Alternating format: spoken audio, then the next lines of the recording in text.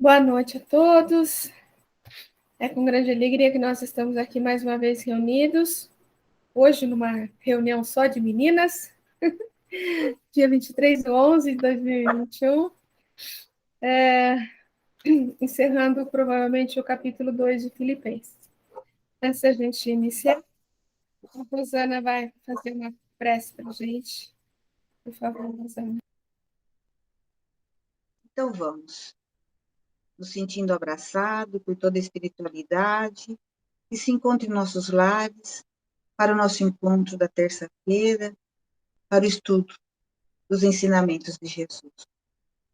Que possamos estar abertos para os aprendizados, as intuições, e pedimos o amparo de nossos amigos, que nos ajude a ficar focado no estudo, a esquecermos um pouquinho nossos problemas lá de fora e preocupações, para podermos usufruir desses momentos de paz, de entendimento e de união.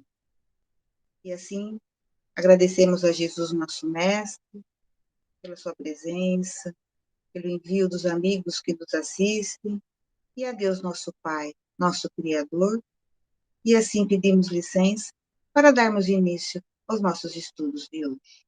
Que Jesus nos abençoe. Obrigada, Rosana. Deixa eu abrir aqui para gente. Peraí.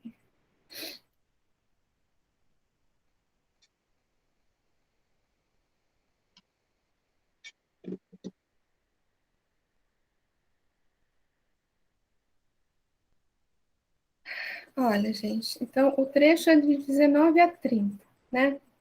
Aí a primeira parte que a gente comentou vai do 19 ao 24, ele falando de Timóteo. Então vamos lá, ó. Espero no Senhor Jesus enviar-vos logo Timóteo, para que eu também tenha, para que eu tenha também a alegria de receber notícias vossas.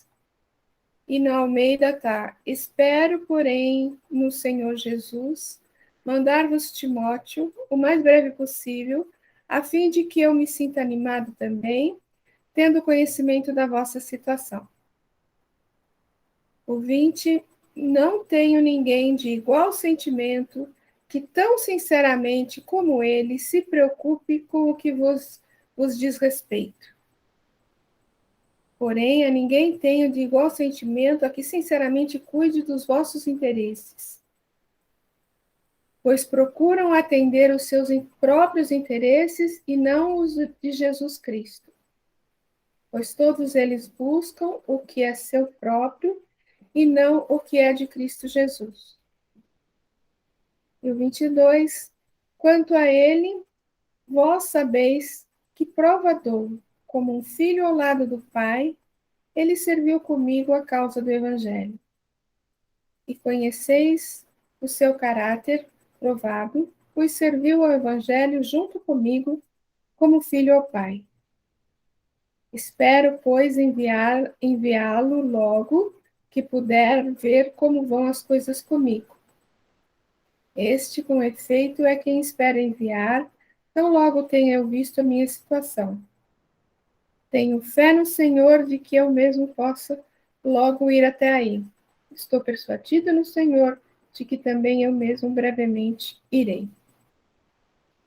E aí, pessoal? Deixa eu diminuir um pouquinho aqui.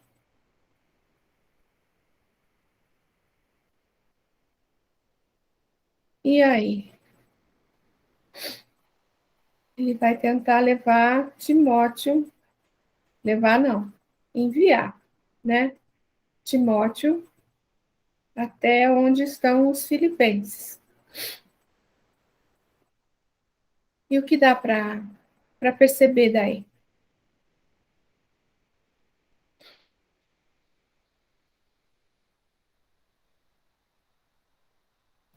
O Timóteo era uma pessoa muito amorosa, né?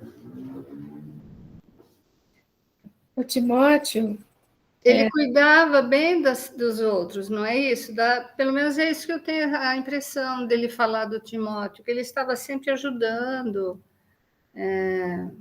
O Timóteo, Ah, o Timóteo, quando ele esteve lá em Filipos, ele foi apedrejado também. Então, o Timóteo, junto com um cara grandão, que eu não lembro o nome, você lembra, Zezé, o nome dele? Não lembro o nome, mas Não, não lembro. então, o Timóteo queria pedir para parar com aquelas pedras e tal, né? E esse cara aí fala para ele, fica quieto aí se você quiser salvar o...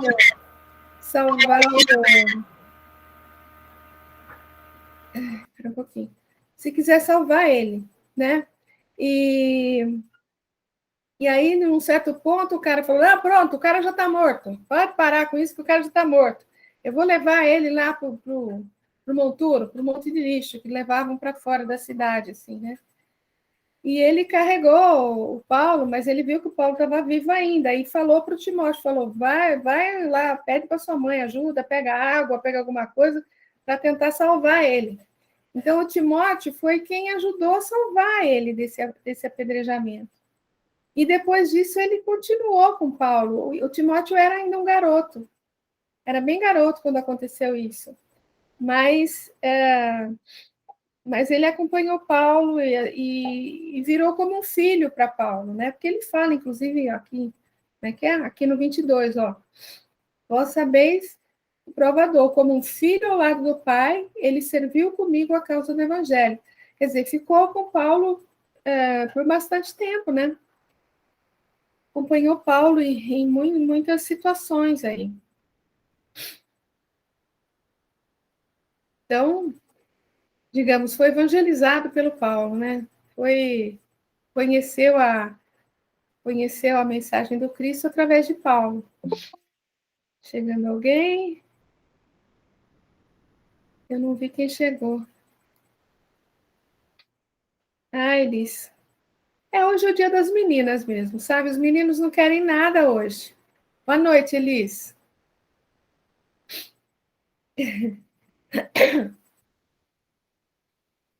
E aí, gente? O que vocês podem falar disso daí? Boa noite, querida.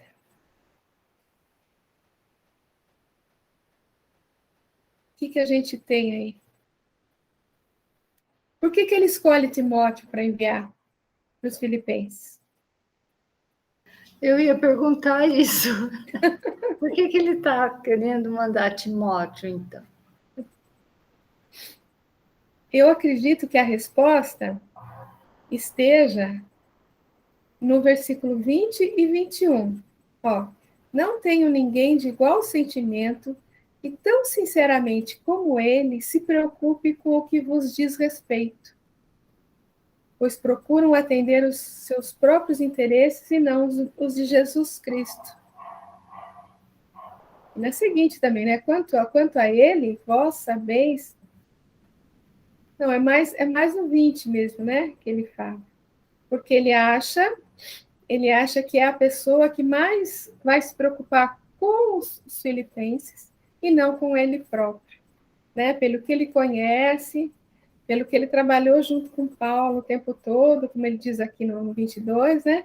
Serviu comigo a causa do evangelho.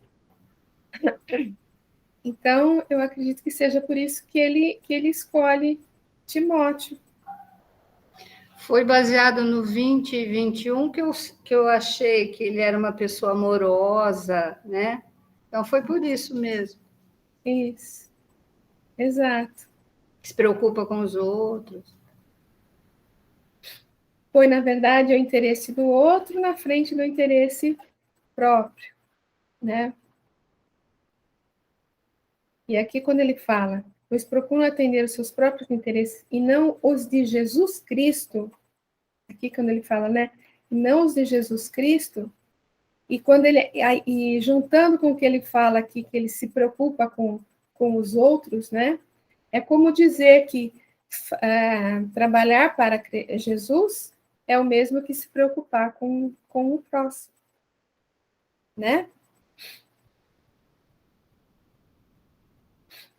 O que mais?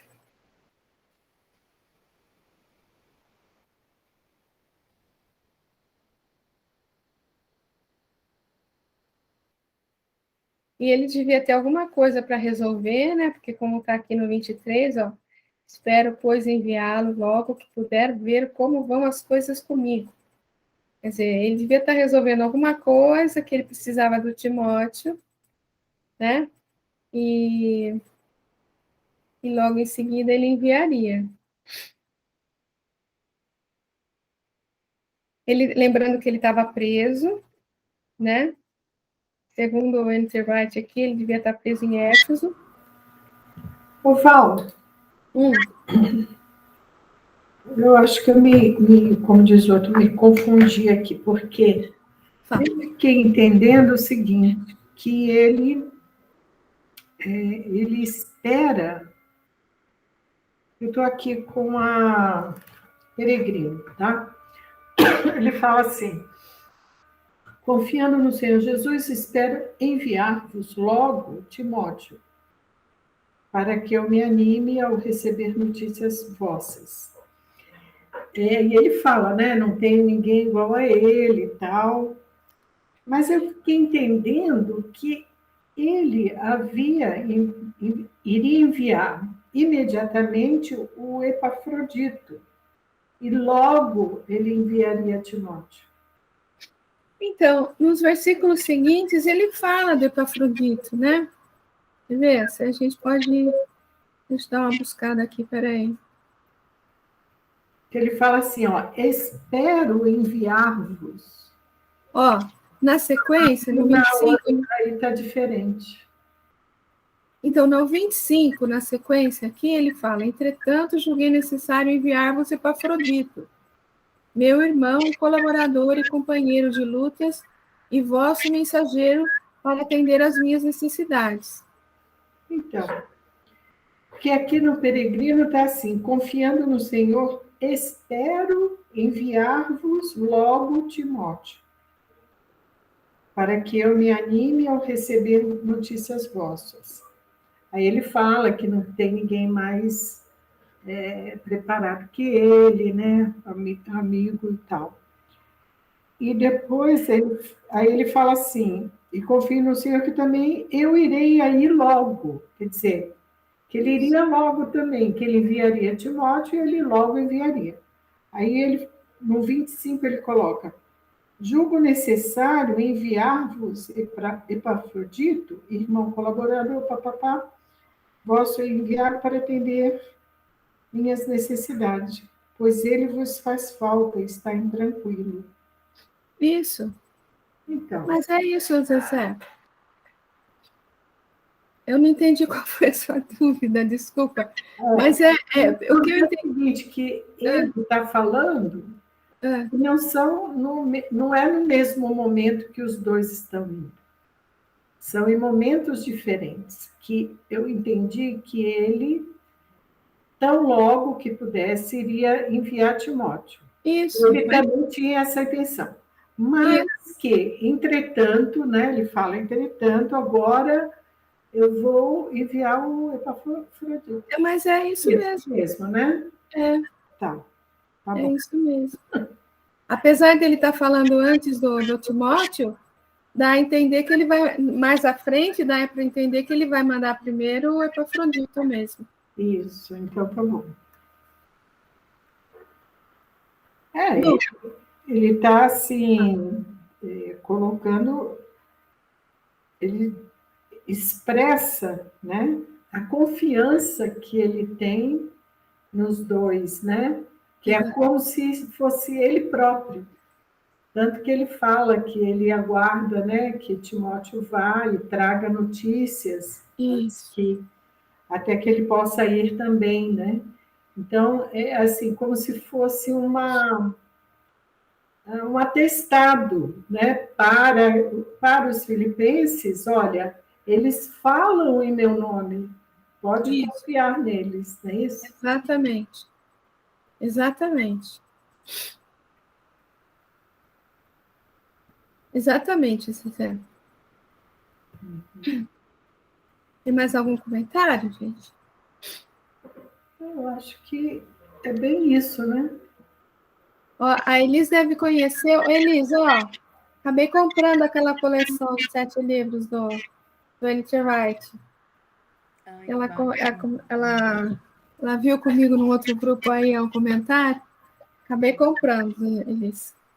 É traduzido por quem, Val? Porque teve uma semana que nós não tivemos porque era feriado, e eu acabei entrando, porque a gente não fez aqui, eu acabei entrando no grupo do estudo do Paulo de Tarso, que eles estão estudando a carta a Timóteo, a carta a Timóteo. E a Elisa entrou junto, naquele mesmo dia ela entrou também. E teve uma pessoa lá que falou dessa coleção, né? E aí eles falaram muito bem, eu acabei comprando. Tá. E quem traduz esse livro? Quem é o tradutor? O tradutor,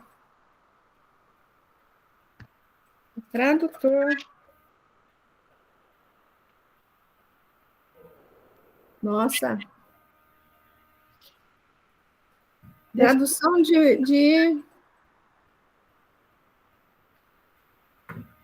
não sei, depois eu falo. Não, tudo bem, deixa eu falar.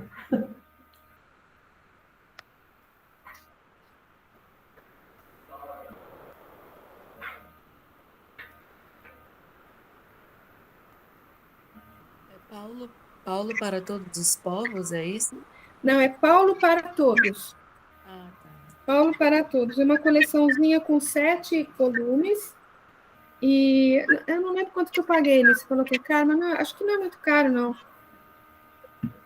Ah, eu não estou vendo aqui, depois eu vejo, José. Tudo bem, tudo bem.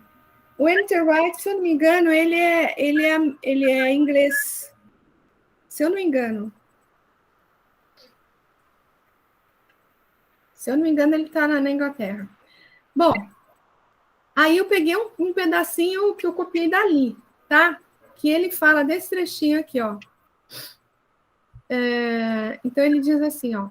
Aqui, a descrição de Timóteo, embora breve, nos dá muito para pensar na natureza do ministério cristão, no treinamento e, como chamaríamos hoje, na mentoria de jovens obreiros pelos mais experientes. Mas eu vou desligar seu microfone um pouquinho. Ah, tá. Não, tudo bem. Está dando um grilinho aqui. Desculpa, viu?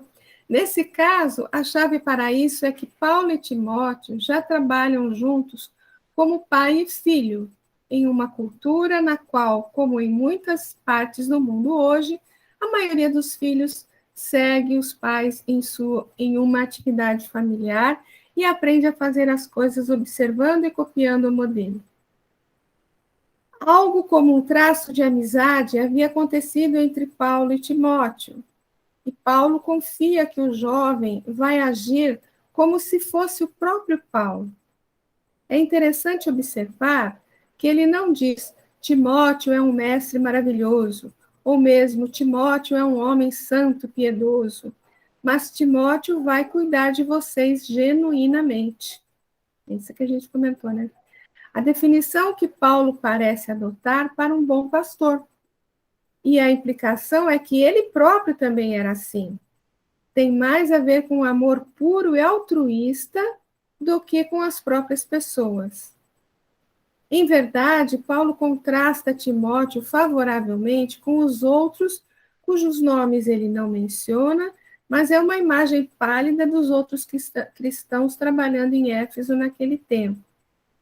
Em Éfeso, porque, segundo o N.T. Wright, ele está preso em Éfeso, né? Os outros, diz ele, estão todos cuidando de seus próprios interesses e não daqueles do Rei Jesus. Essa expressão Rei Jesus é a expressão que ele usa, né? Eu deixei aqui também, né? Timóteo, entretanto, é diferente. Observe especificamente como, para Paulo, cuidar dos interesses do Rei Jesus e estar genuinamente preocupado com o seu bem-estar e não com o seu próprio, são dois modos de dizer a mesma coisa. Esse seu bem-estar aqui, eu vou confirmar depois esse negocinho aqui, mas é o bem-estar dos outros, né? A gente tem que entender, né? Para Paulo, a comunidade que prestavam fidelidade a Jesus como Rei e Senhor não estavam distantes de seu mestre. Jesus e eles estavam ligados, Jesus estava presente com eles, seu próprio espírito vivia neles individual e corporativamente. Desse modo, servir a Jesus e a seu povo é a mesma coisa. Cuidar da igreja é cuidar do próprio Messias, do corpo do Messias. E fazer isso claramente é parte do que Paulo quer dizer com trabalhar como escravo lado a lado comigo pelo Evangelho. Finalmente, observe o modo como Paulo se refere a Timóteo como um exemplo de comportamento que ele recomenda aos filipenses, que adotem, nos versículos 1 a 4, né, o comportamento que foi cabalmente demonstrado pelo próprio Jesus. Ele aprendeu, através do Evangelho, a arte de colocar os outros na sua frente. E, por isso, ele não somente pode falar do Evangelho, como também pode ser visto como modelo do que está falando. Assim, muitas vezes vemos aqui como as redes pessoais que Paulo estabelece serviam não somente para manter as pessoas em contato umas com as outras, em um mundo distante de telefones e rádios, como também para manter a unidade da igreja. A visita esperada de Timóteo seria mais um elemento de ligação para a igreja ali no norte da Grécia, para a igreja em Éfeso e nas áreas circunvizinhas. Também em nossos dias, é vital que as igrejas em diferentes partes do mundo desenvolvam e mantenham um contato ativo umas com as outras. A amizade no Evangelho, cruzando barreiras de raça, geografia, cultura e classe, é um excelente modo de ajudar a igreja de hoje a ser o que Paulo acreditava que deveria ser, uma nova comunidade única à luz no mundo sombrio de Deus. E, gente, como eu copiei aqui, algumas coisinhas acabam escapando, viu?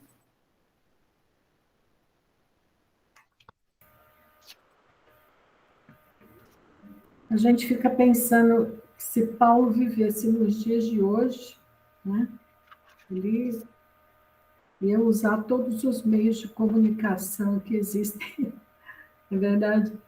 Porque ele não tinha tempo quente, né? E esse elo, ele sabia que era importantíssimo, porque ninguém faz nada sozinho, né? Então, ele foi também fazendo os seus discípulos, né? E esses, vamos dizer assim, multiplicando os ensinamentos, né?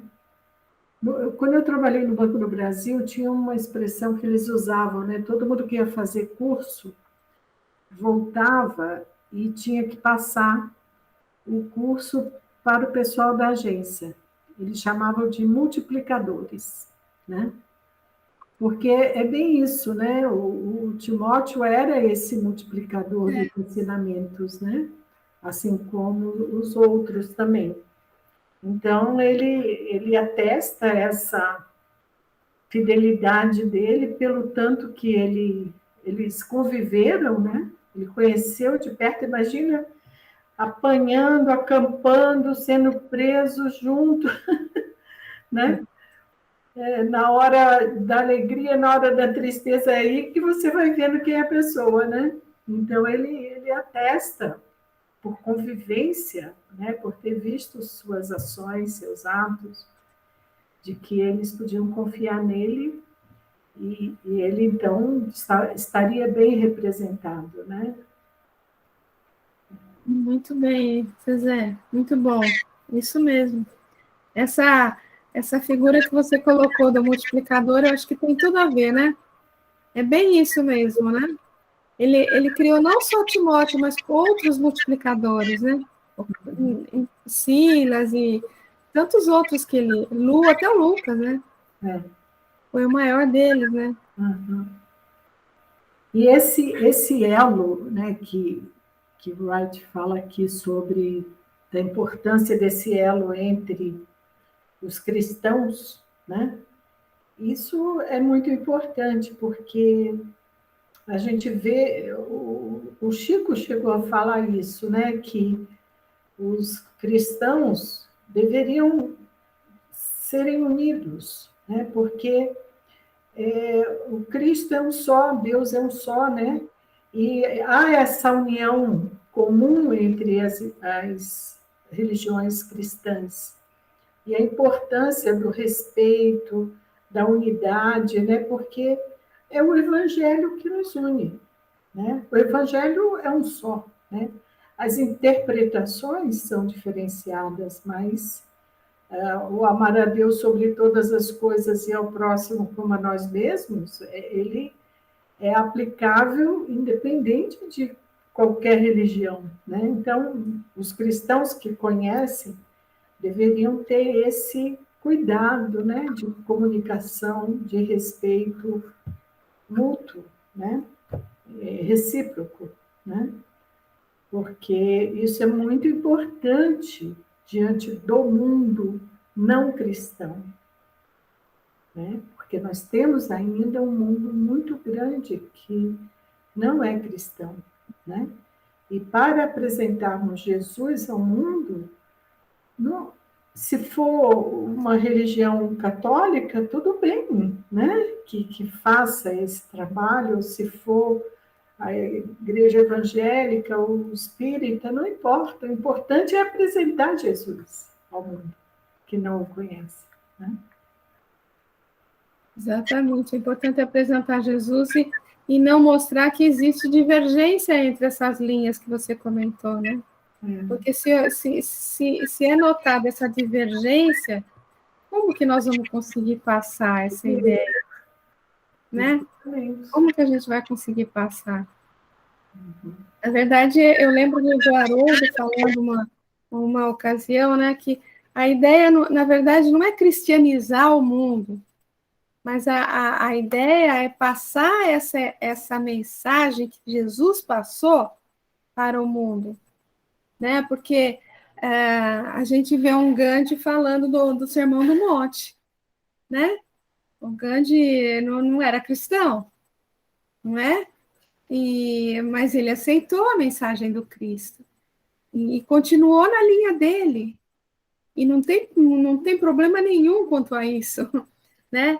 Então, a ideia não é cristianizar, mas é passar essa mensagem de amor que ele trouxe, né? É passar a mensagem da imortalidade da alma também, né? Como uma diretriz para nossas vidas também, não é? Porque você achar que acabou no túmulo é uma coisa, você achar que você tem a eternidade à frente é outra bem diferente, não? É outra bem diferente, né? Então é isso. Essa unidade realmente... E nos últimos tempos a gente vê tantas divergências, né? Às vezes a gente fica entristecido até com algumas coisas aí que a gente vê. Tem um conhecido nosso que foi à China e ele tinha um cordão, né, de ouro assim com um crucifixo. Aí uma pessoa perguntou lá para ele o que era aquela cruz, por que ele trazia aquela cruz pendurada no pescoço, né? Aí ele contando, né, que ele foi explicar que isso aqui era um símbolo de Jesus. Ele falou, mas quem é Jesus? Entendeu? Então, é assim, há muito trabalho a ser feito, né? Então, a gente fala de Jesus assim com intimidade, com certeza, mas tem gente que não conhece, não sabe, não faz ideia. Então, somente a união mesmo das religiões cristãs para dar conta disso, né? Você sabe que eu gosto muito de assistir uma garota que faz uns vídeos no YouTube, que é a Israel com a Aline, não sei se vocês já viram. Ela mostra diversos lugares de Israel, fala de diversas coisas do costume judaico, fala de vários locais assim onde Jesus passou, enfim, é Israel sob todos os aspectos, ela mostra, né? E no outro dia eu vi um vídeo dela que ela foi percorrendo as ruas de Israel, perguntando para as pessoas, porque Jesus viveu, passou lá, né? Encarnou lá, meu Deus do céu, né? Perguntando para as pessoas quem era Jesus e o que elas achavam. Eu vou colocar no grupo para vocês verem. É impressionante, gente. A maioria pensa, foi um cara aí legal, foi um... Isso aqui tem gente que não conhece. Dentro de Israel, né? Então, e uns falando assim, bem de maneira até um pouco agressiva, porque ele ia contra o que eles têm dentro da Torá, né? E, na verdade, ele falou que nunca foi contra a lei, né? Mas é assim que ele foi entendido, né? Por muitos. E é interessante, assim, às vezes é até dolorido você ouvir o que as pessoas falam, porque, como você falou para a gente, ele é essa coisa gigantesca, né? Essa coisa que a gente não sabe nem definir direito o que ele é, né? Então, às vezes é dolorido você ouvir aquilo, mas é interessante de você conhecer, né? As ideias, as opiniões, assim, é interessante. E a gente Muito tem, dolorido assistir, viu, gente? Mas eu vou colocar no grupo. a gente tem que ter o tamanho assim da pisar na real, né? Realidade, isso é uma realidade, né?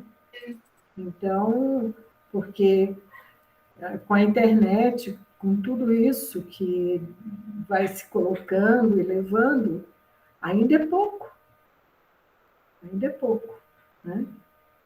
Para atingir, né, a esse mundão, né, que ainda precisa conhecer Jesus. Que não... É verdade. É isso aí, minhas crianças. Vamos ver o outro pedacinho lá, vai. O outro pedacinho ele fala de Epafrodito. Gente, cada nome, né? Pelo amor de Deus. Entretanto, julguei necessário enviar-vos Epafrodito, meu irmão e colaborador e companheiro de lutas, e vosso mensageiro, para atender às minhas necessidades. Dando uma pausa aqui, não sei se vocês se lembram, ele está escrevendo essa carta aos Filipenses, essencialmente porque o Epafrodito foi até ele levando uma contribuição financeira, porque ele estava preso e ele não tinha como trabalhar, mas ao mesmo tempo ele tinha que sustentar ele próprio e o guarda que ficava de vigia dele, né? Então eles enviam uma contribuição financeira para ele se manter nessa fase de prisão, né? E aqui, ó, do lado, julguei todavia necessário mandar até vós Epafrodito, por um lado, meu irmão, cooperador e companheiro de lutas, e por outro, vosso mensageiro e vosso auxiliar nas minhas necessidades. O 26, pois ele estava com saudades de todos vós e muito preocupado, porque ficaste sabendo que ele esteve doente. Visto que ele tinha saudades de todos vós e estava angustiado, porque o vistes que adoeceu. No 27, de fato esteve doente, às portas da morte, mas Deus se apiedou dele, e não só dele, mas também de mim, para que eu não tivesse tristeza sobre tristeza. Com efeito, adoeceu mortalmente. Deus, porém, se compadeceu dele, e não somente dele, mas também de mim, para que eu não tivesse tristeza sobre tristeza. Por isso apressei-me em enviá-lo, assim podeis revê-lo, e com isso vos alegrareis, e eu mesmo fico menos triste. Por isso, tanto mais me apresso em mandá-lo, para que, vendo-o, novamente vos alegreis, e eu tenha menos tristeza. E o penúltimo. Recebei-o, pois, no Senhor com toda alegria, e tende em grande estima pessoas como ele. Recebei-o, pois, no Senhor com grande alegria, e honrai sempre a homens como este. E o último, pois pela obra de Cristo ele quase morreu, arriscando a sua vida para atender a vós às minhas necessidades, visto que por causa da obra do Cristo chegou ele às portas da morte e se dispôs a dar a própria vida para suprir a vossa carência de socorro para comigo. Então, essa parte aqui é que, do final, parece assim, ele fez uma viagem de Filipos até Éfeso, onde ele estava, e parece que era uma viagem, assim, até, vamos dizer, perigosa, complicada, né?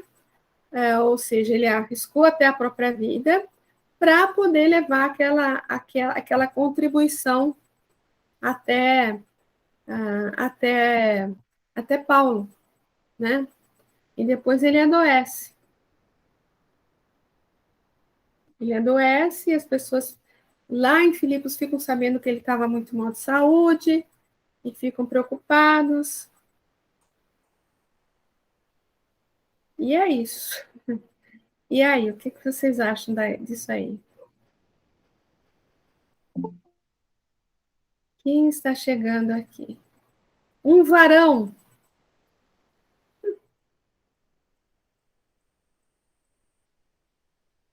O Neto. Cadê o Neto? Ué, não entrou? Ah, tá aí. Boa noite, Neto. Boa noite. Você é o Bendito, varão da noite. o bendito. Bendito fruto entre as mulheres.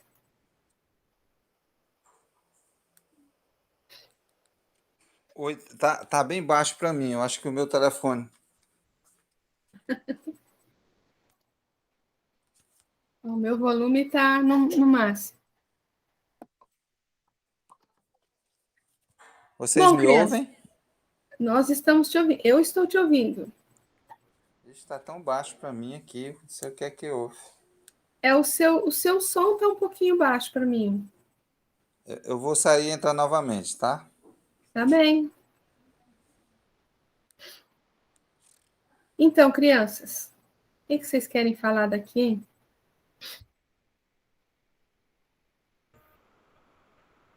Ele coloca, assim, da necessidade, né, de enviar o Epafrodito, porque ele julguei necessário, né? É, Quer dizer, não é uma coisa que ele faz assim espontaneamente, mas sentiu a necessidade porque, além dele ter se exposto, né, para ajudá-lo, ele ficou doente, né?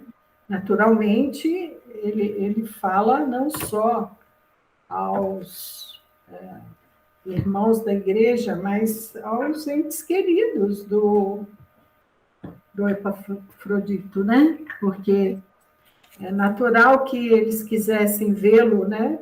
Numa época em que as distâncias eram enormes, né? As notícias corriam de forma muitas vezes difícil, né? Então ele fala, ele uma colocação em que ele agradece e reconhece a necessidade, né, dele retornar para o bem dele e da comunidade, né? exatamente. Também entendo dessa forma, Gisele.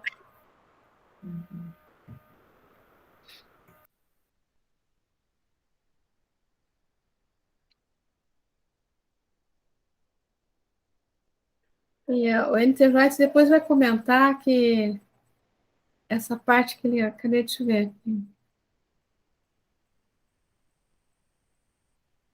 Ai, onde que está?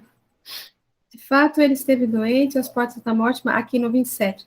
Mas Deus se apiedou dele, e não só dele, mas também de mim, para que eu não tivesse tristeza sobre tristeza. Eu não vou saber falar, mas o texto aí do Andrew Wright vai comentar essa história aqui, que ele está falando assim, que tristeza é essa? Que ele já tinha uma tristeza, então ele teria outra tristeza, né? O que seria isso? Será que não seria a tristeza de ver um amigo dele morrer ali por causa dele? Ele preferia que ele sobrevivesse para ele não ter mais tristeza ainda, porque ele foi até lá por causa do Paulo, levar dinheiro para ele. Fica doente. O Paulo já está doente.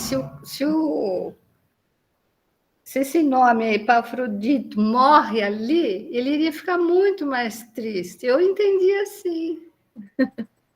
Muito bom, né, Nilceia? Mas que nome difícil para falar. Epafrodito. Epafrodito. Tá bom. Os nomes são terríveis. Eu não vou nem dar de sugestão para o nome do meu netinho que vai nascer. Eu acho que ia ser tão bom, menina. Gente, vou preferir Joaquim. Joaquim, Manuel, Zezinho, João, qualquer coisa. Viu? Mas eu estou acabando de ler aquele livro que eu comentei, né, do Eurípides, né? O Homem e a Missão. Gente, os irmãos dele também tinham uns nomes assim tenebrosos. Coisa, não sei como que pode a dona Meca ter achado aqueles nomes para pôr nos filhos, pelo amor de Deus. Era um nome assim que eu nunca vi. Difícil, mas os pais se sentiam orgulhosos, né? Daqueles nomes bem difíceis, porque ali a lista é difícil. Olha, Eurípides, para mim, já foi difícil. Quando eu conheci esse nome, para mim já foi um nome terrível.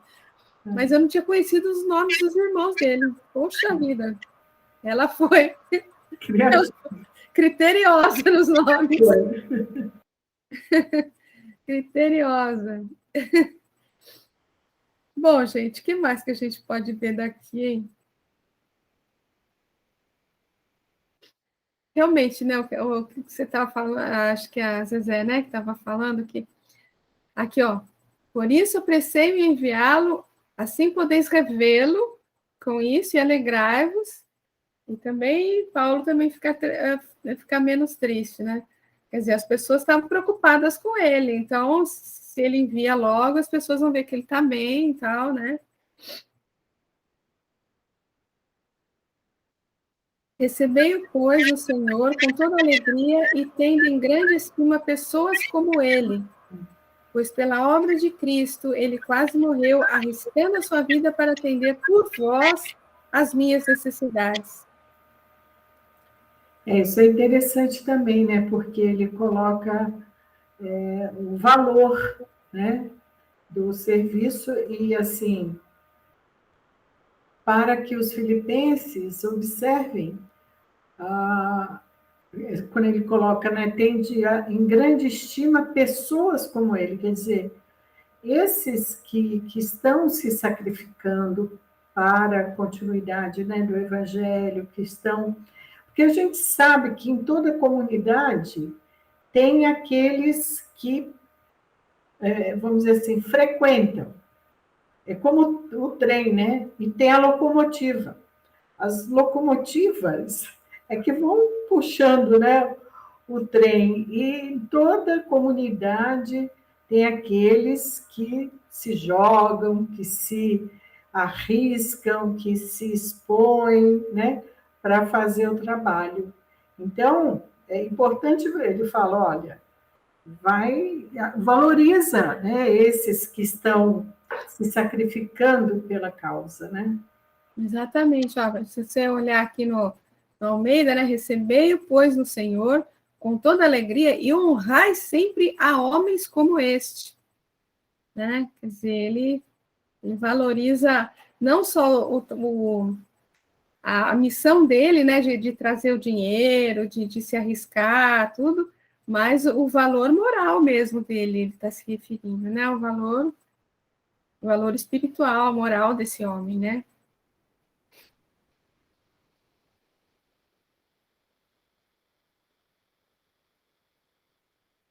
Que mais? Que ele fala ali no 30, né? Que ele expôs a própria vida, né? Exato. Arriscando a vida para atender por vós as minhas necessidades. Quer dizer, ele arriscou pela vontade dos filipenses, né, para atender as necessidades do Paulo, né?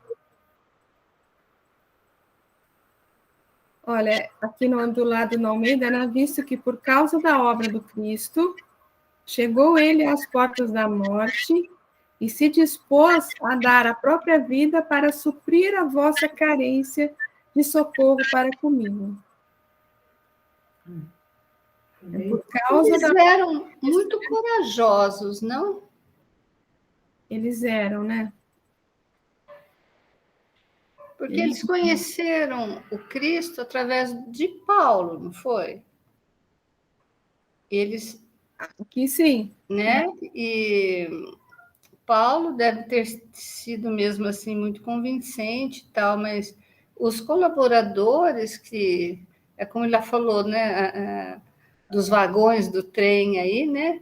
Eles foram muito corajosos, porque eu acredito que eles também tiveram mortes assim sacrificiais, né? Eles também devem ter sido perseguidos, sem conhecer o Cristo, né? Diretamente. Mas a gente tem que pensar assim, né? Primeiro que eles não conheceram Cristo, como você falou, mas conheceram Paulo.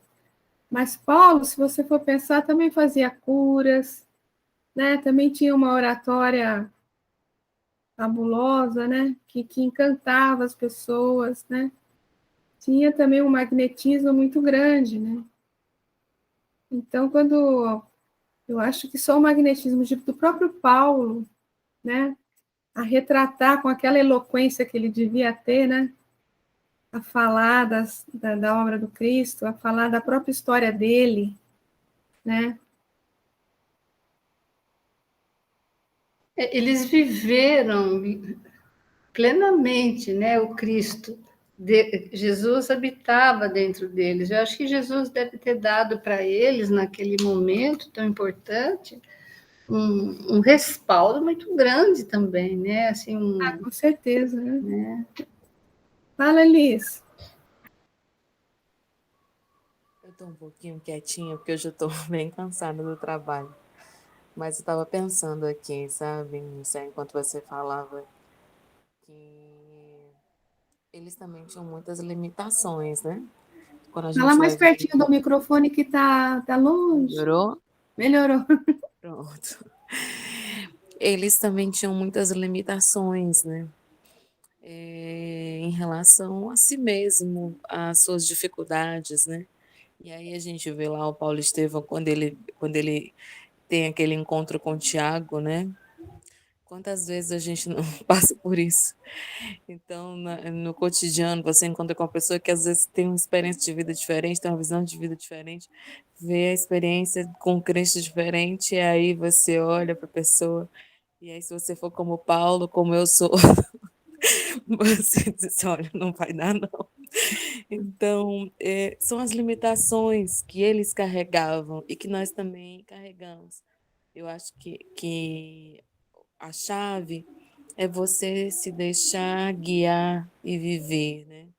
E a gente, às vezes, não deixa por vários motivos. Não se deixa se envolver, sentir essa mensagem, ser guiada por ela. E à medida em que a gente vai mergulhando nesse percurso, a nossa intuição também vai se ampliando, a visão também, né? Tanto é que mais tarde ele reencontra com o Tiago com uma outra perspectiva. Então, é um exercício para nós, porque apesar dele estar ali vibrando com o Cristo, ele era um homem que tinha limitações. E se a gente for considerar, eu nunca li, esse livro está na fila, né? O Hermínio de Miranda vai dizer que ele retorna como Lutero, né? Segundo me disseram, Retorna como o quê? Você falou? como Lutero. Ah, E aí ele vai falar um pouco, mas é a hipótese que ele traz, né? Eu não li esse livro, parece se chamar As Marcas do Cristo. Depois eu ah. posso colocar no grupo, eu vou dar uma pesquisada. Mas ele também tinha as suas limitações, né, Paulo? Eu não sabia dessa história, que ele volta como Lutero. São 2 volumes da vida do... As marcas do Cristo, né? Eu tenho um deles só. O primeiro eu nunca achei. Assim, eu não sei se tem o primeiro e o segundo, mas Eu acho até ele que vem realmente como Lutero. acho que eu tenho aqui. Mas eu li isso aí, mas faz tanto tempo que eu li esse livro. Eu lembro que eu gostei muito na época, mas olha, tem tempo em que eu li. Tem muito tempo. Eles estão ali, estou vendo eles daqui. Pois é, esse livro faz tempo que eu preciso ler, mas é bem interessante, né? Essa hipótese. Sim, Tem tudo a ver com ele, né? Porque pois é. foi um movimento super importante, né? Na igreja e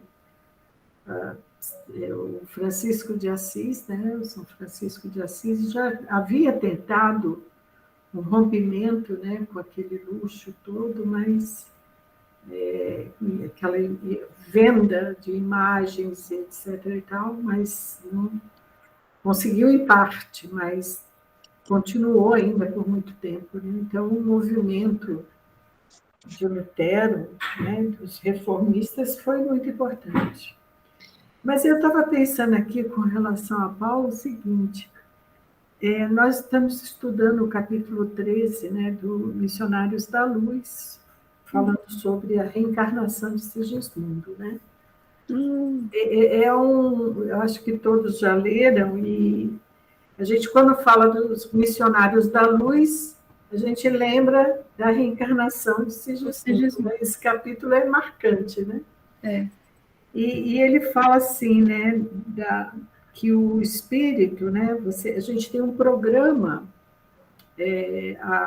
vamos dizer assim, é traçado uma linha de programação para aquela encarnação, que nós podemos cumprir ou não. Nós podemos ultrapassar aquelas perspectivas que foram colocadas ali, ou não, ou podemos estacionar, né, caindo nos mesmos erros que vivemos no passado. Então, no caso de Paulo, eu acho que o Paulo foi desses que ultrapassou, né? Ele não só cumpriu, mas ele ultrapassou todos os seus limites, né, para cumprindo uma missão, porque até Kardec fala isso, né, que ele pergunta: se eu não quisesse cumprir essa missão, né? Então, o plano divino já teria o regra 3 lá para substituí-lo. Da mesma forma, Paulo, com certeza tinha, né? Então, porque assim, às vezes a gente pensa assim, mas era Paulo, né? Não, mas era Francisco de Assis, tal. O esforço dessa turma foi imenso. O Chico, uma vez, o Jalaerten falou com ele assim, né? Pois é, as pessoas que vêm de fora falam assim, mas Chico, ele não sentia dor, né? Porque estava acima das dores humanas, compreendia tudo que já acontecia, etc. e tal. Mas não é assim. Ele deixou bem claro. Então, a traição que ele teve do sobrinho, né, que levou à morte da irmã dele. A irmã dele se suicidou por conta da traição que o sobrinho fez com ele. Imagina você saber que você é alvo de uma situação dessa, né? E tantas outras dores que ele passou. de superação. Então, o mérito, o valor imenso do benfeitor, né, no caso de Paulo, ele enfrentou um monte de dificuldades íntimas, né? Imagina os remorsos, as dores que ele sentia por ter feito o que ele fez, né? E ter que conviver com isso e se superar para poder ir à frente, né? Então, não tem, o livro, né, esse capítulo mostra assim, não tem prato feito. Nós temos a possibilidade, né, e por isso o mérito, né? Então, não é a questão de vantagem, mas de mérito, né? Então, tanto para nós pequenos, né? E Cisco menos 1000, né? E aí os grandes também, tudo proporcional, né? O esforço existe, o empenho pessoal, né? Então, a doação desse povo que a gente vê, a doação pessoal, é um negócio assim, fora de série, né? Que a gente não consegue alcançar essa força, né? Que eles tiveram realmente, né, de poder chegar e dar a própria vida e tal. Qualquer esforçozinho que a gente faz, meu Deus. Eu acredito que Paulo reencarnou mesmo em Lutero. A Elisângela levantou a mão, eu já vou terminar meu pensamento. Porque ele ficou exilado em determinado momento, lutando contra aquele poderio da igreja, e ele, escondido, ele traduziu todas as obras, que eram tudo em latim, porque ninguém conseguia ler. Ele traduziu para o alemão, ele traduziu para 2, 3 línguas. Então, quando eu li um dos volumes, eu pensei na hora, tem tudo a ver com Paulo, porque, né, a maneira dele escrever, né, acho que as reencarnações trazem nesses espíritos assim todas aquelas aptidões que ele já tinha, né, como doutor da lei. Ele traduziu tudo, só que ele ficou escondido, porque a igreja queria condená-lo, né, ao sacrifício Condenou, né? dele também, né? Nem falo. Feliz? Você imagina Fala se ele pertinho do tivesse... microfone. Ah, tá bom. Você está Você imagina, longe. Tá certo que você está em cima, mas você fala, imagina querida. se ele tivesse aqui agora, né? Como você me falou com as suas redes sociais. Mas era em cima do comentário da Zezé e eu acabei esquecendo. Fugiu, depois volta. Depois volta. Não, a Zezé estava falando do sofrimento do Paulo, né? Do remorso. E ele foi até os amigos, né? Renegaram, a própria família, né? Até a casa do caminho, a princípio, né? Ele levou, ele sentiu a rejeição do mundo todo, né? De todos os amigos dele. Eu acho interessante porque logo depois da conversão, né? Que ele fica ali os 3 dias cegos, depois que conversou com Ananias, primeira coisa que ele quis fazer foi ir na sinagoga e falar: ó, aqui, cara, ele é o cara, né? É o mesmo Messias. E os caras acham que ele tá louco, que ele tá doente, e ele é escorraçado de lá, né? Então ele foi com tanta vontade ainda de falar, mas ainda dentro do orgulho dele, né?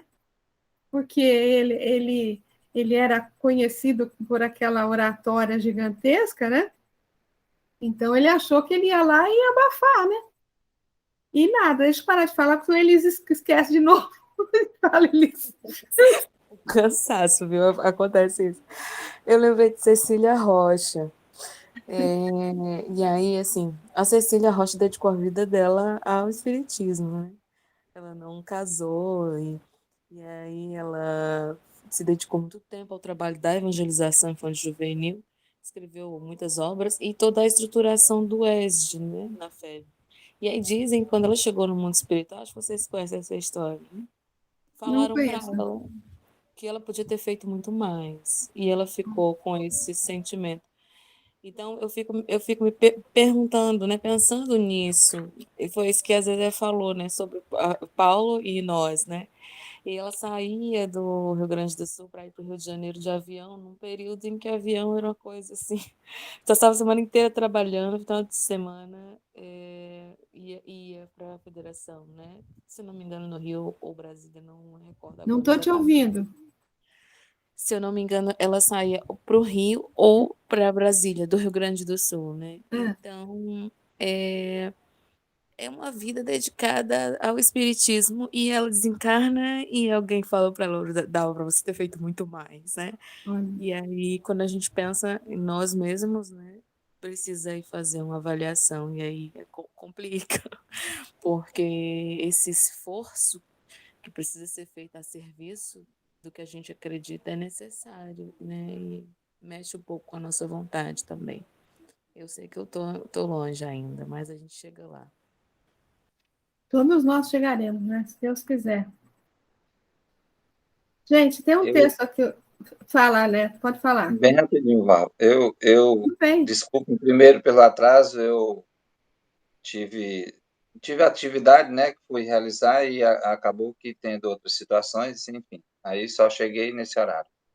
O fato assim, eu não sei se vocês já falaram aí, mas uma coisa interessante e que é importante e fundamental na vida da gente, duas coisas. Primeiro, aí o ato de solidariedade que existia entre eles, né? E de respeito e de confiança, né? E, e assim, o quanto que e a gente tem que observar e ficar atento o quanto que todo o trabalho para ele ter uma eficiência, uma eficácia, ter um resultado muito maior, a gente sempre depende da mão do outro, da ação do outro também, né? Então, é só para a gente perceber que nós não somos uma ilha, né? Nós não estamos isolados e que, em alguns momentos, eu penso que a gente acaba que, eu digo a gente, algumas pessoas com pensamento do movimento espírita, né? É claro que a gente não, eu acho que a gente tem que vivenciar a doutrina nos diversos ambientes, porque, assim, se você tem que necessariamente, por uma questão ou outra, ir num determinado lugar que ali é um local mais delicado, né, assim, de uma energia não muito legal, ações não muito boas, mas aí é que você tem que demonstrar se você realmente está exercitando todo o aprendizado que você tem, né? E aí você imagina se esses homens lá, Paulo e seus companheiros, esses dois que ele cita em específico, né, desistissem diante das adversidades, não, eu vou parar porque que não dá, mesmo com as limitações que a Elisa aí citou, que todos nós temos, né, e que eles também tinham, mas ainda assim eles tinham uma fé tão fortalecida, era algo assim que estava intrínseco, que era intrínseco a eles, né, que faziam, estava entranhado nas suas atitudes, nas suas ações, que a gente percebe que ali podia aparecer o que aparecesse, né? Eles iriam encarar, né, com força, com energia, né, com disponibilidade para aquilo. É impressionante tudo isso, né? A gente tenta mentalmente, tenta imaginar o resultado de tudo aquilo, mas a gente não tem a capacidade para mensurar tudo isso, né? A gente tem uma vaga ideia do quanto, da importância desses homens todos, né, que estão registrados aí nos textos evangélicos para a nossa realidade de hoje, né? A gente tenta imaginar, mas a gente não consegue realmente, acho que ninguém consegue mensurar, pelo menos no âmbito aqui terreno, tudo, os benefícios que esse trabalho que foi realizado, para nós nos dias atuais, para a humanidade de um modo geral, né? Então é algo assim impressionante, realmente. Muito legal, Neto. Eu acho que a gente não consegue dimensionar, né, dentro da nossa cabeça o trabalho que eles fizeram, a coragem, a força que eles tinham, sem contar que era um mundo tão diferente do nosso, né? Tão diferente do nosso que não sei como é que é mesmo. Nossa. Isso, você falando aí um mundo tão diferente do nosso, aí eu participei hoje também de uma reunião da escola. Minha filha mais velha, próximo ano, vai fazer o 3º ano, aí tinha uma apresentação que a gente precisava, os pais precisavam estar. E aí, eles fazendo a apresentação de toda a estrutura para o próximo ano, preparando para Enem, para tudo, né? E aí a gente fica observando o aparato que se tem hoje. E aí eu ficava lembrando, há alguns anos atrás, há uns 30 anos atrás, 35 anos atrás, 40 anos, né? Do período da gente, né? Que muitos de nós aqui vivenciamos e qual eram as condições que nós tínhamos no que diz respeito ao acesso à educação, né? Hoje é uma coisa assim impressionante a guinada que o mundo deu. E a gente está falando de coisa de 30 anos, 30, 40 anos. Aí você vai comparar isso com 2.000 anos, né? Então, realmente a gente não consegue dimensionar isso, não. Ele está falando, né, que Kardec escreveu os textos à luz do lampião, né? Pois é. Então, o esforço desse pessoal, a gente reclama de nada, né? Perto do que eles fizeram, a gente reclama de uma lasquinha de unha, gente. Zé, você quer falar alguma coisa? É que eu lembrei tem uma lição no Pão Nosso, não lembro o título, mas cita Marcos falando que primeiro a erva, depois a semente, depois a espiga, né? Nós estamos aí como ervas, né? A gente é tudo um momento em que nós vivenciamos, né, a nossa jornada espiritual. Não adianta a gente achar que vai ser espiga antes, né, de fazer a passagem por outras fases, né? Então, dar o melhor de nós mesmos e seguir adiante, né? E também lembrar que, por um momento, eu não lembro que reunião que a gente falou isso, por um momento, o maior pedido para nós é o nosso trabalho interno, né? É o nosso trabalho interno, que não deixa de ser difícil também, né? Bom, posso ler o texto aqui do Enter White aqui? Ele é um pouquinho longo, viu, gente? Mas vamos ler, porque vai dar tempo. Os breves parágrafos sobre Timóteo e agora sobre Epafrodito são extremamente importantes para nos ajudar a chegar a Paulo e a seu trabalho, e a seus sentimentos e emoções, e uma perspectiva verdadeira. Se todos os escritos de Paulo fossem uma teologia sólida, densa e abstrata, não teríamos conhecido o que ele realmente era como ser humano. Que aqui ele fala dos sentimentos dele, né, gente? Em verdade, poderíamos ter a ideia de que Paulo viveu um tipo de vida cristã dos contos populares, uma vida sem problemas ou estresse, uma vida de pura alegria e felicidade, realizando a obra do Senhor alegremente e pregando o evangelho sem se preocupar com o mundo. Preocupação? Por quê? Ele não era pecador? Ansiedades humanas? Por que ele não poderia submeter suas ansiedades ao Senhor e esquecê-las por completo? Ele não disse no capítulo 4 dessa carta que você deve alegrar-se durante todo o tempo, comprometer-se com Deus em oração e conhecer sua paz, que excede todo o entendimento? Sim, disse ele, e isso é importante. Mas o texto atual nos permite olhar com os dois olhos para tudo isso e ver em 3 dimensões o que essa alegria realmente é e o que não é. Essa passagem nos abre uma janela, não somente para Epafrodito, sua viagem, sua missão e sua doença quase fatal, mas também para Paulo. Ele realmente estava alegre por ter Epafrodito com ele e ficou terrivelmente horrorizado diante do pensamento de que o companheiro poderia morrer. O versículo 27 é revelador. Deus não somente se apiedou de Epafrodito, em outras palavras, ele foi curado, como também de Paulo, para que ele não tivesse outro momento de tristeza. Bem, Paulo, queremos dizer, que tristeza é essa que você já sentia? Certamente ele iria responder, estar na prisão e não poder ver meus irmãos do Senhor.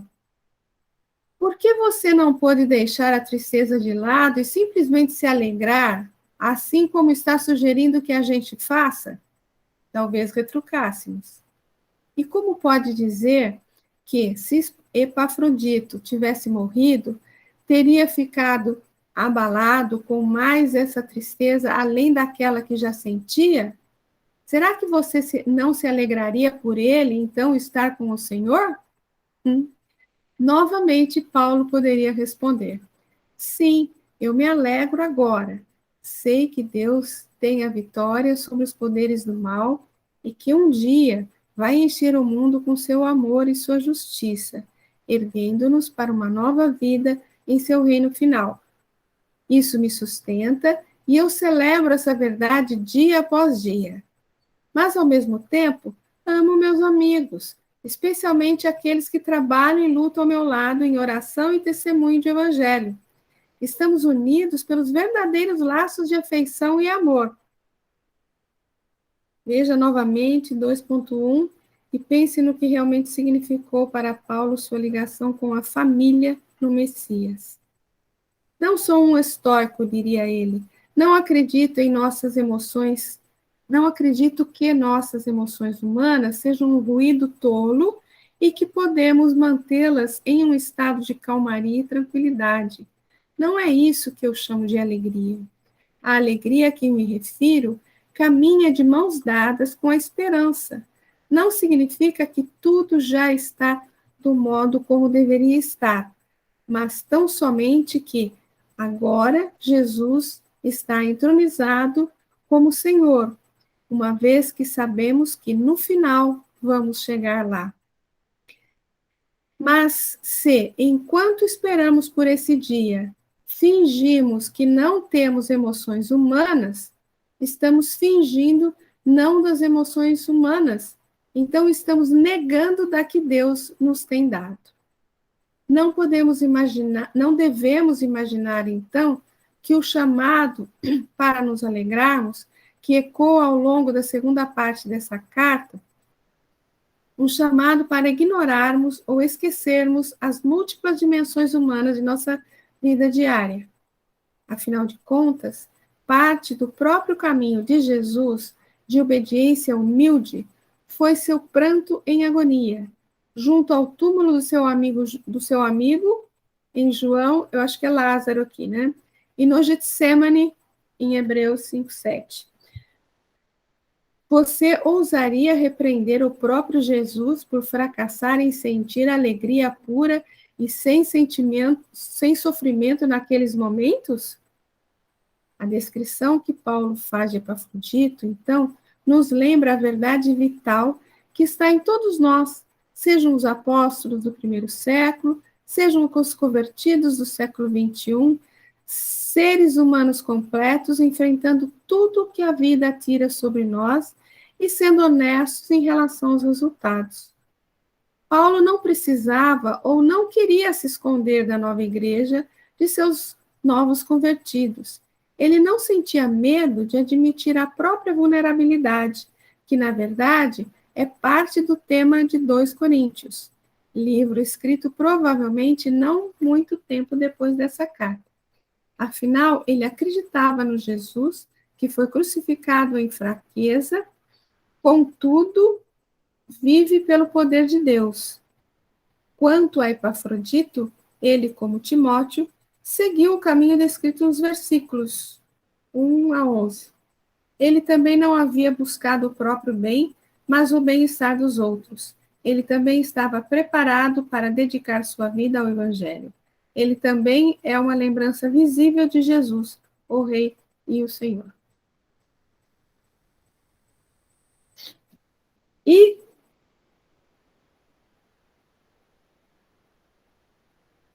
Texto interessante, né? é desse Muito, livrinho que você não tinha visto, que eu comprei agora, essa semana. Paulo para todos, né? É, N.T. Wright, é? N.T. Wright. Muito legal. Ele tem mais nesse trecho. Vale a pena, viu, Elis, comprar. Ele tem mais comentários sobre esse trecho, mas eu peguei o trecho que eu achei mais pertinente aqui para a gente comentar. Vocês querem falar mais alguma coisa daqui?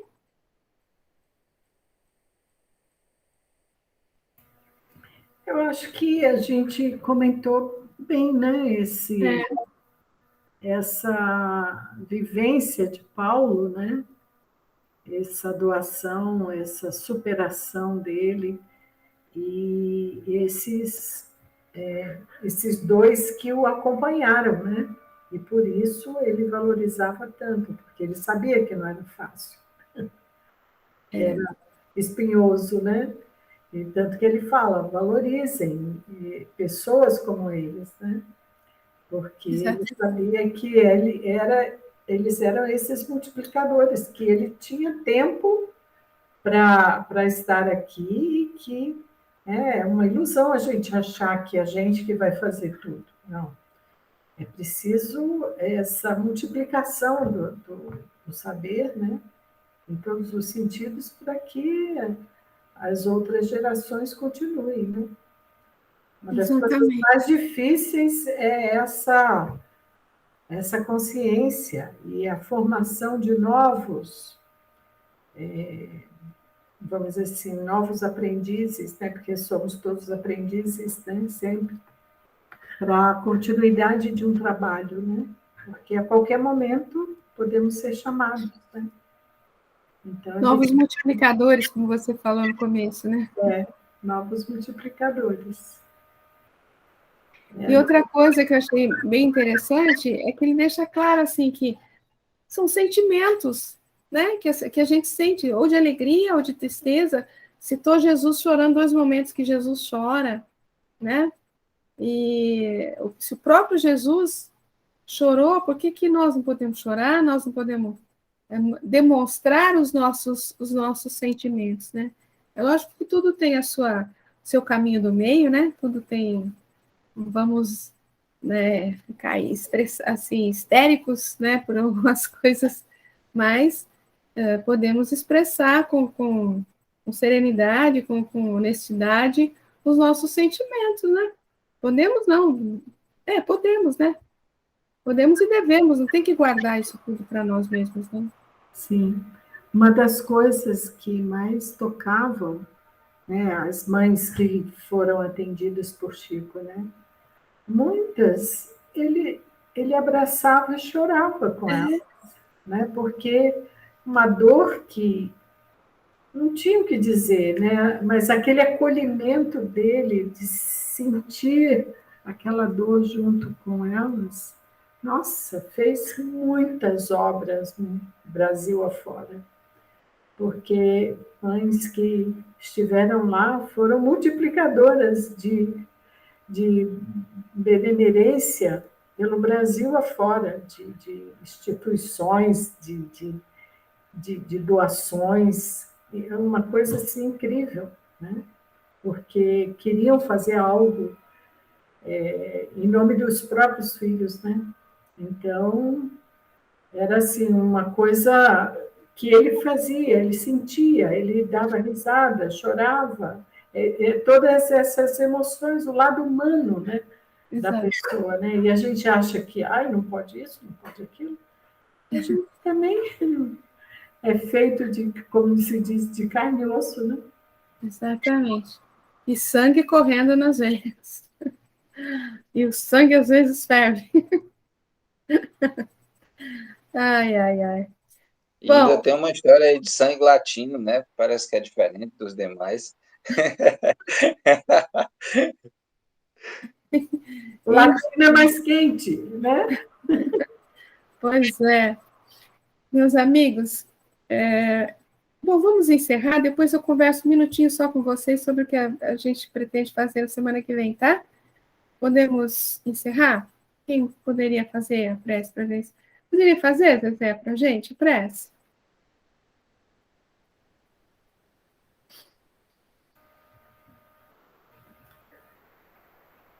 Então, nesse momento em que aqui reunidos em nossos corações, abençoados por estes ensinamentos que vêm do Evangelho do nosso Mestre Jesus, dos seus multiplicadores, né? Que nós hoje recebemos o reflexo, né? Em nossos corações, esses conhecimentos que nos alentam, nos orientam, que nos dão rumo e principalmente nos consolam muitas vezes em nossas dificuldades íntimas, em nossas fraquezas, nos desafios que muitas vezes a vida nos apresenta. Que possamos, como um ensinamento de Paulo, que possamos valorizar esses ensinamentos, esses exemplos que nos trazem, que o Evangelho nos traz para nosso conhecimento, nos fortalecendo intimamente no saber, mas principalmente que nos toquem os corações em nosso dia a dia, junto a nossos irmãos, companheiros de jornada, em tudo que fizermos, que possamos ter como pano de fundo o Evangelho do nosso Mestre Jesus. Que possamos ter os nossos corações realmente tocados por essa luz que trazemos dentro de nós, conforme aprendemos a nossa centelha divina, que ela possa ser libertada para que sejamos mais cristãos, mais amorosos, mais conscientes dos nossos deveres e que possamos, dia a dia, melhorarmos a nós mesmos, no auxílio aos nossos irmãos que estão ao nosso redor. Mestre Jesus, nós agradecemos profundamente a oportunidade que temos recebido do conhecimento do Teu Evangelho e à luz da nossa doutrina consoladora, a nos libertar o espírito de todos os mitos, de todos aqueles medos, de tudo aquilo que nos aprisionava, para que a nossa alma se liberte em amor, em paz e luz. Se conosco, Jesus, neste momento e sempre, e rogamos que a vontade do nosso Pai seja sempre soberana em nossas vidas, hoje, agora e sempre. Que assim seja, graças a Deus, graças a Jesus. Obrigada. Que assim seja. Obrigada a todos. Até a próxima. Interrompendo aqui.